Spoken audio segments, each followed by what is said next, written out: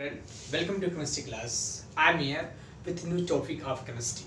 So today's our important topic is half-life of a reaction. This is fourth chapter of chemistry, and that is chemical kinetics. In this very important topic, we are going to discuss here what is that half-life of a reaction. So let me write what is the chapter name. Chapter name is chemical kinetics. This is our chapter. What is chemical kinetics? Understood? Here. To understand this, you should watch this video till end. आपको इस topic को समझने के लिए इस video को अंत तक देखना चाहिए. अब ऑर्डर ऑफ रिएक्शन हम लोग पढ़ने जा रहे हैं, तो इसमें हम लोग देखेंगे कि कैसे जो है ऑर्डर ऑफ रिएक्शन जो है फर्स्ट ऑर्डर और जीरो ऑर्डर का जो ऑर्डर ऑफ रिएक्शन है, या हम लोग क्या कह सकते हैं कि जो हाफ लाइफ ऑफ रिएक्शन है, ऐसे कहते हैं half life, how the half life of reaction is related to concentration of zero order and first order reactant. मतलब हम लोग इसमें देखेंगे कैसे जो कंसंट्रेशन होता है, जो रिएक्टेंट का कंसंट्रेशन होता है, वो जीरो ऑर्डर से रिलेटेड है और फर्स्ट ऑर्डर से. ठीक है, तो हमारा टॉपिक आज का क्या है? और topic is what is half life of a reaction. Half life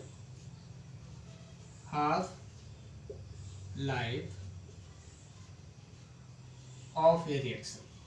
ठीक है, क्या है हमारा topic? Half life of A reaction. अब यहाँ पे देखिए, हो सकता है आप अभी ना देखे हो, लेकिन आप यहाँ देख सकते हैं. मैं you have not seen, but today we will discuss here.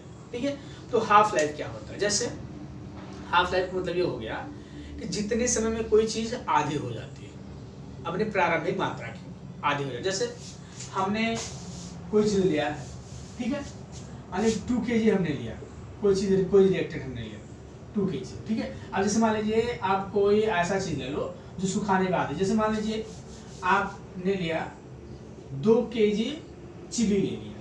Chilli मतलब समझे ना, चिली 2 kg चिली ले लिया और इसको मतलब 4 घंटे क्या कर दिया, धूप में रख दिया और बच गया ये 1 kg, क्योंकि हरी मिर्च सुखाएंगे तो आधी होगी. ठीक है, ये चीज आप ध्यान रखना है.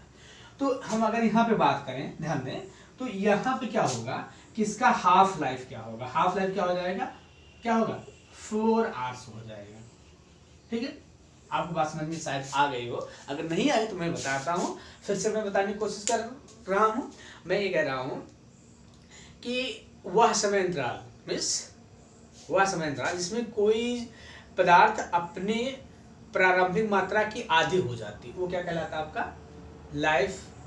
Half life of a reaction, या half life of a reaction कहते हैं. मतलब हम लोग क्या कहेंगे कि अगर हम इसको डिफाइन करने की कोशिश करें तो ऐसे हम लोग डिफाइन कर सकते हैं. देखो, पहले मैं आपको क्लियर कर देता हूँ, फिर मैं आपको बताऊंगा. मतलब कि किसी चीज की प्रारंभिक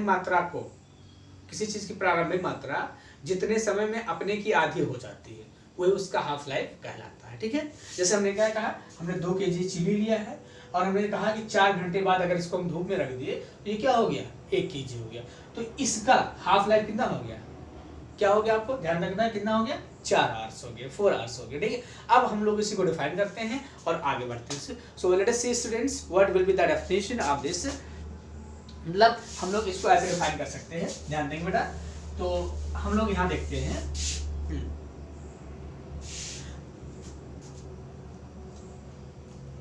तो let us see half life of the reaction, half life of a reaction half life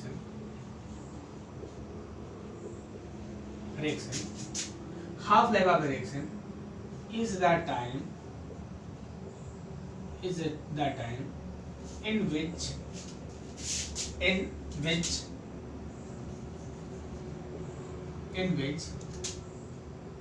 concentration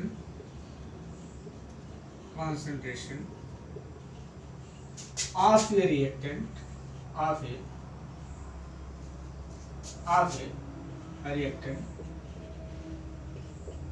is reduced to one half of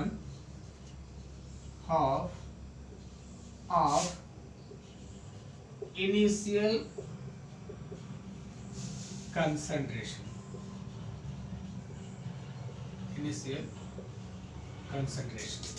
ठीक है, मतलब क्या हो गया कि जो हाफ लाइफ, किसी रिएक्शन में हाफ लाइफ का टाइम होता है जिसमें वो अपने इनिशियल कंसंट्रेशन का आधा रह जाता है। ठीक है, इसको हम लोग किससे डिनोट करते हैं? इसे हम लोग डिनोट करते हैं टी हाफ से। ध्यान देंगे, इसको हम लोग it is represented by T half. तो ये हो गया आपका डेफिनेशन।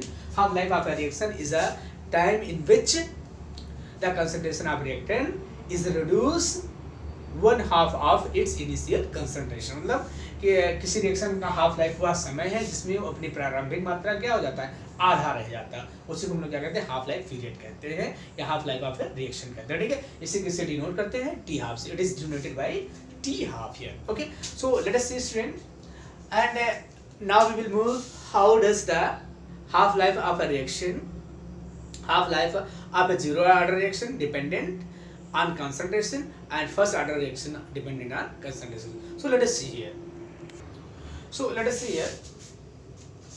For zero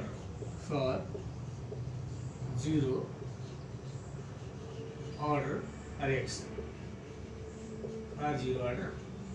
क्या देखते हैं हम लोग कि रेट कांस्टेंट, क्या हम लोग देखेंगे रेट कांस्टेंट की वैल्यू क्या हम लोग देखते हैं। देखो rate constant is equal to R nought minus R upon T. ठीक है, ये जीरो होता है, ये चीज हमें यहाँ पे याद रखना है। ठीक है, अब देखिए यहाँ पे ध्यान देंगे बेटा, ये क्या है आपका, देखो ये आपका, ये अगर हम लोग यहाँ पे देखें ये कंसंट्रेशन है। ठीक है, कंसंट्रेशन मतलब ये आपका इनिशियल कंसंट्रेशन है और ये रिमेनिंग कंसंट्रेशन है। ठीक है, अब हम लोग यहाँ पे देखें at time T half, at time T half. देखो हमने क्या कहा, टी हाफ पे इसका इनिशियल जो होगा वो उसका आधा हो जाएगा। ठीक है, तो इनिशियल कंसंट्रेशन ये हो जाएगा एट टाइम टी हाफ। तो क्या हम लोग यहाँ लिख सकते हैं, ध्यान देंगे क्या क्या लिख सकते हैं, आर नॉट अपॉन 2। ठीक है, ये हो गया। इस वैल्यू को उठा के यहाँ पुट कर दीजिए। तो अगर हम लोग यहाँ पे पुट करते हैं वैल्यू, देखो बेटा ध्यान देंगे, if we will put the value, so what will be k is equal to r naught minus r naught by 2 upon t। अब देखो यहाँ पे टाइम t हमने लिया है तो इसको हम लोग क्या लिख सकते हैं, देखो यहाँ पे एट टाइम t, देखो एट टाइम t हाफ, तो हमने यहाँ टाइम क्या लिया है, t हाफ में लिख दिया हमने, ये हो गया। ठीक है, इसको अगर हम लोग सॉल्व करेंगे तो क्या वैल्यू मिल जाएगी।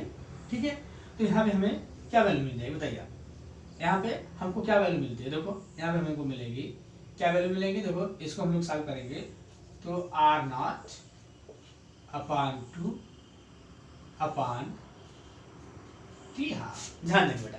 ठीक है, अब इसको हम लोग अगर इसको मैं इधर कर देता हूँ, उसको उधर कर देता हूँ, तो हमें क्या मिल जाएगा, देखो टी हाफ इक्वल क्या मिल जाएगा, आर नॉट, दिखाई दे रहा है आप लोगों को, आर नॉट देख लेते हैं, आर नॉट अपॉन 2 के, ये वैल्यू हमने इधर ट्रांसफर किया, देखो ये हो गया, तो ये आपका वैल्यू हो गया, ये हमको इक्वेशन मिल गया, टी हाफ इक्वल क्या मिल गया, ये आपको यहाँ पे मिल गया। ठीक है, तो ये आपके लिए हो गया। और आसान हम लिख सकते हैं टी हाफ इक्वल क्या हो गया, देखो यहाँ पे हम लिखे आर नॉट अपॉन 2 के। देखो अब यहाँ से आपको क्या कंक्लूजन मिला, यहाँ से आपको ये कंक्लूजन मिला कि जो टी हाफ होता है, जीरो ऑर्डर रिएक्शन का जो टी हाफ होता है वो उसके इनिशियल कंसंट्रेशन पे डिपेंड करता है।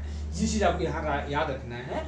और यहाँ पे क्वेश्चन में पूछा गया है in which order of reaction the T half depend on initial concentration. तो हमें ये रखना है कि जीरो ऑर्डर के केस में जो है ये हाफ लाइफ ऑफ रिएक्शन किस पे डिपेंड नहीं करता है, इनिशियल कंसंट्रेशन पे डिपेंड करता है। तो ये चीज़ हमको यहाँ पे मिल गई। अब हम लोग देखते हैं किसके लिए, अब देखते हैं फर्स्ट ऑर्डर के लिए देखते हैं। तो यहाँ पे हम लोग क्या मिल रहा है, हम लोग ये देख रहे हैं जो फर्स्ट जीरो ऑर्डर का जो है हाफ लाइफ होता है वो रिएक्टेंट के इनिशियल कंसंट्रेशन के प्रोपोर्शनल होता है, और इसकी क्या होता है, इनवर्सली प्रोपोर्शनल होता है। ये चीज़ आपको यहाँ पे ध्यान में रखना है, ठीक है बेटा।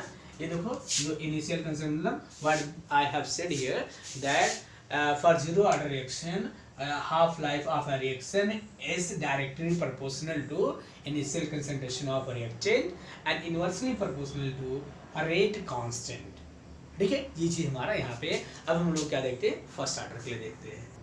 सो what is for first order reaction, we will see how the first order of reaction is related to the half life of reaction, मतलब how the concentration of first order reaction is related to half life of a reaction. So a rate constant will be right here, K equal 2.303 upon T log R naught upon R. Like this we will write here. Just all of us. What we will see at time T, at time T equal T half. अब हमने क्या कहा, time T equal T half means what is T half, initial concentration becomes half, initial concentration becomes half.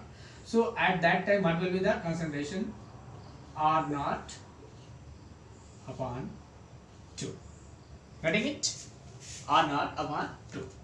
हमने क्या बताया बेटा, what I have told, this is initial concentration and this is remaining concentration, okay. So above equation means putting this value we can write here,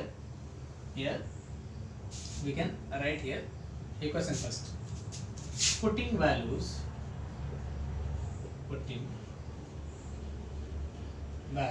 in equation first। अगर हम लोग क्या करें यहाँ पे, देखो ना t की जगह पे क्या करते हैं, टी हाफ, एंड यहाँ पे देखो ये रिमेनिंग है, ध्यान देंगे ये आपका रिमेनिंग है, ध्यान देंगे, ठीक है। तो इसके प्लेस में हम लोग इसको रख देते हैं। तो क्या मिल जाएगा हमको, putting values in equation first, हाँ, k equal what will B, k equal 2.303 upon t half, yes, in place of t I wrote t half, and here what will be there, log, okay, what will be or not upon, in place of this I will put this, what is or not upon 2, okay। If further we will solve, so this will be cancelled and that goes upside. So what will be the value, let us see, 2.303 upon t half log, what is 2, are you getting this? Yes, I think you are getting. Next, what is the value of log 2? So log 2 value is 0.3010, you will put the value, okay।